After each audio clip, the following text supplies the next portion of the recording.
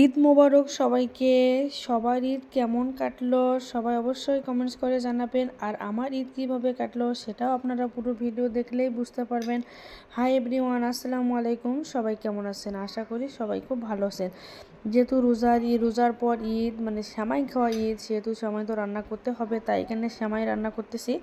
একদিকে লাচ্চা করতেছি, অন্যদিকে একটু জর্দা সেমাই মানে ভাজা সেমাইটা রান্না করব। যার যেটা ভালো লাগবে সে সেটা খাবে, সাথে সাদা ভাত রান্না করা হবে।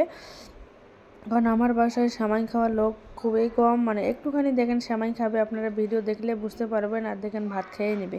তাই সেমাই রান্না করা আমার কিন্তু বৃথা, যেহেতু রোজারই তাই একটু সেমাই রান্না করলে ভালো লাগে। এই এখন মশলাপাতি শেষ, যেহেতু আমি গতকালকে এসেছি, এসে ঘর দুয়ার পরিষ্কার করতে সময় শেষ হয়েছে, আর মশলাপাতি করতে পারিনি, তাই এখন মশলাপাতিগুলো করে নিচ্ছি।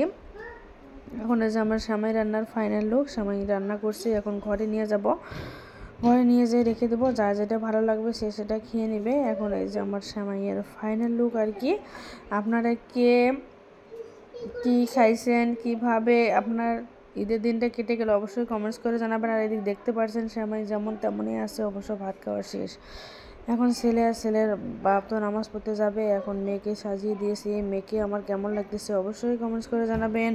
আমার মেয়ে কখনো এইভাবে সাজুগুজু করে না, এখন বড় হচ্ছে, আর মেয়ের দিন দিন ফ্যাশন বাড়িয়ে যাচ্ছে, কারণ আগে এই জামাগুলো পরতে চাইতো না।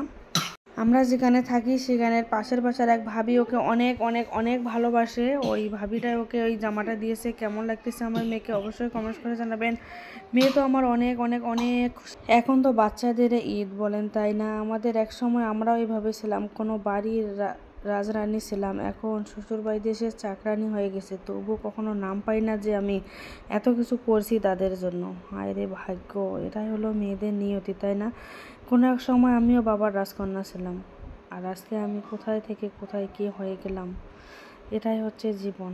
হোক, ইমোশনাল কথা না বলি, কারণ আজকে ঈদের দিন, সবার মনে অনেক আনন্দ। আমার মেয়ে এখন রাস্তা দিয়ে হাঁটতেছে, তার ভাই তার জন্য নামাজ পড়ে এসে খেলনাপাতি নিয়ে আসছে, সে এখন ওগুলো দিয়ে খেলাধুলা করবে। এখন একটুখানি ফ্রেশ হলাম, ফ্রেশ হয়ে যে একটুখানি বাইরে আসলাম আর কি, রাস্তার দিকে আসলাম, মানে বাসার সাথে রাস্তা তো বাইরেও বাইর হওয়া যায় না।